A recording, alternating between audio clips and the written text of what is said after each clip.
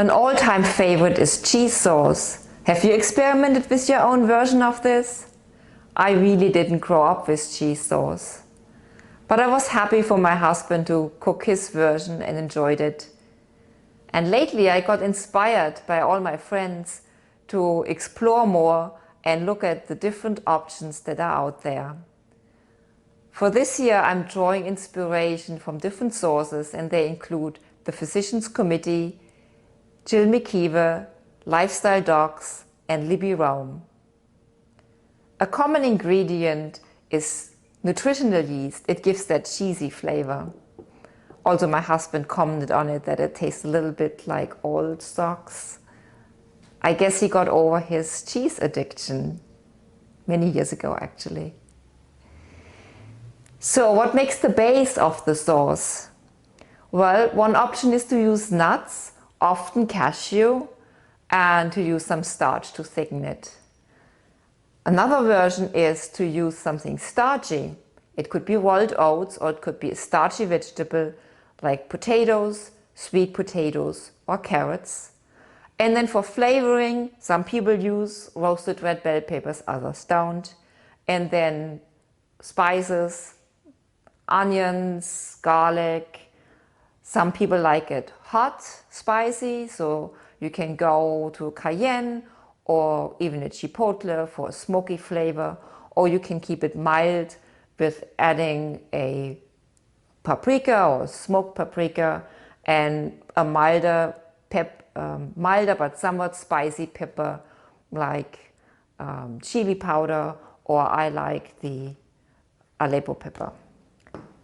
Some people use salt, other people don't. We still actually often use miso. Of course, it has salt in it. It gives additional flavor, and some people who have problem with salt react a little less to the miso. But if you're salt sensitive, you definitely want to keep that under consideration. So let's get going here. We will start with adding potatoes.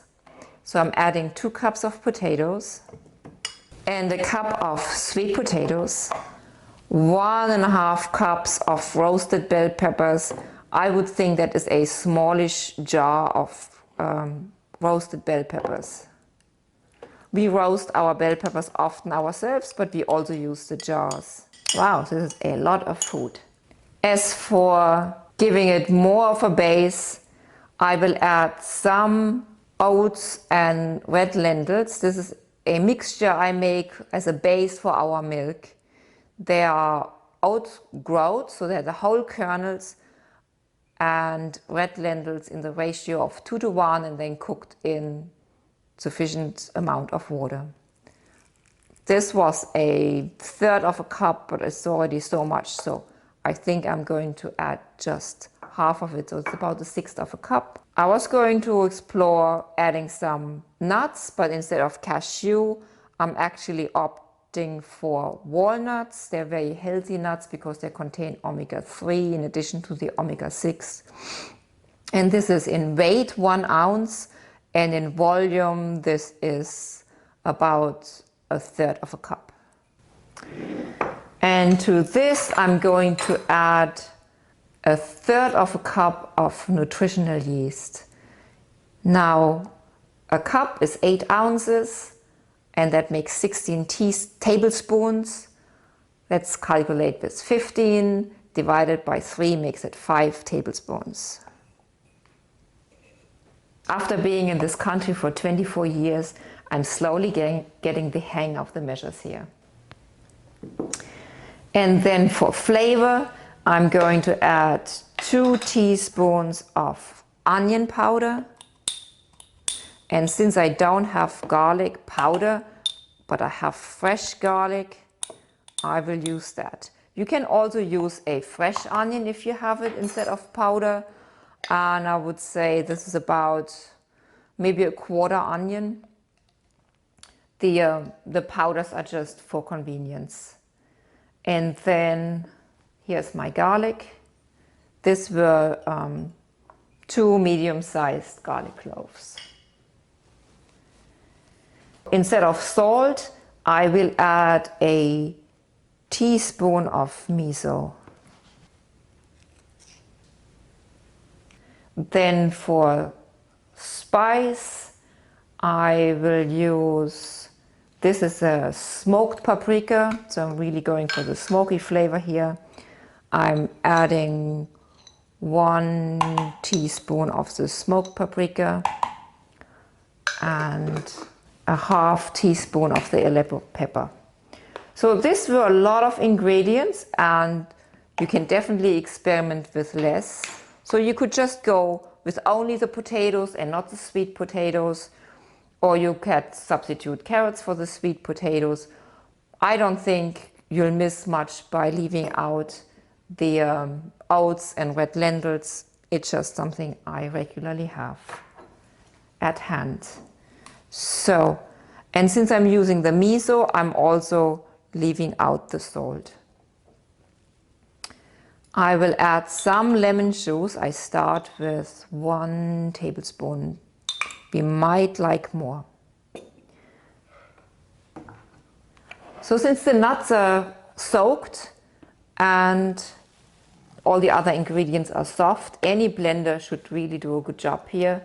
But I'm using my high-speed blender, which is really great to have when you want to make milks. I want to first blend everything up and then add water as I like it. So I'm using a tamper, or you could just push it more in and turn it off and push it in.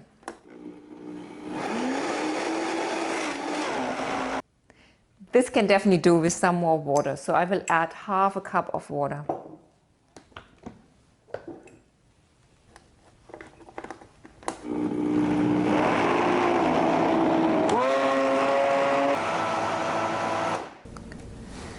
So let's push this in a bit more.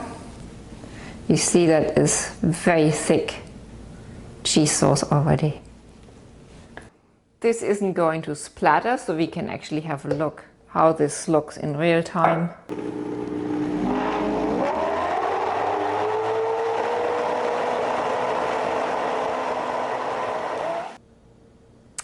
A word about blenders. You always want to run a blender as fast as possible because that protects it from overheating. Especially a regular blender that doesn't come with an overheat protection. Make sure you run it fast because otherwise you will burn it out. Or at least I did 3 times. Let's check the consistency. This is really nice and thick. And let's go for a taste test.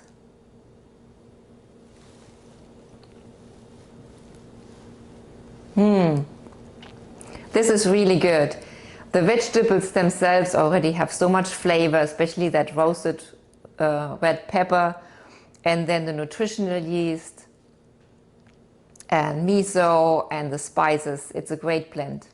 I don't think you can go wrong at all with that recipe if you're cautious with the amount of salt you put in and you don't overdo it in the beginning with the nutritional yeast.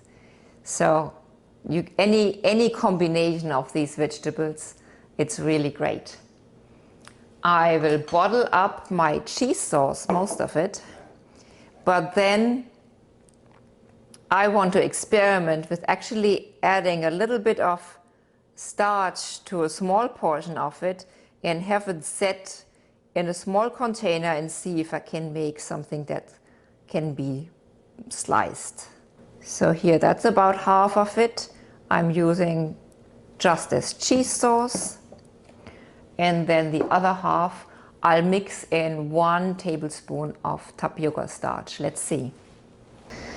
My measuring tablespoon is wet, so I just use a regular tablespoon.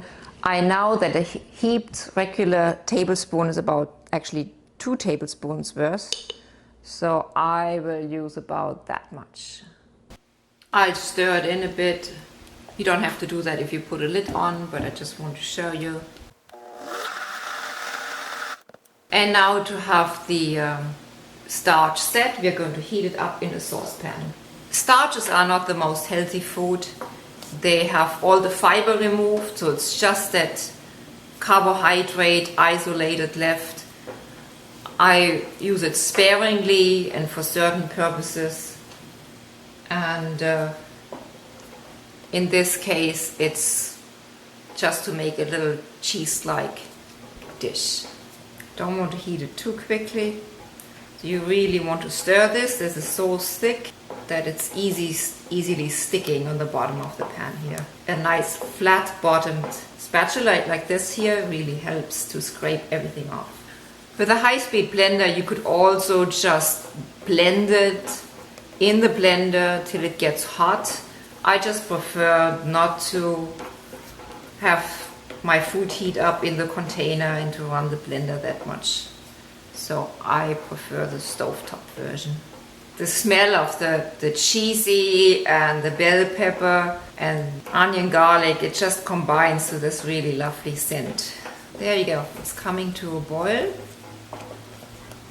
You want to make sure that the whole sauce has been heated through. It's starting to stick and get really thick. Let's pour it into a jar. To have the best results, to release the cooling down cheese from the jar, actually you want to rinse it with cold water or have a cold jar. Not that easy in Houston in summer.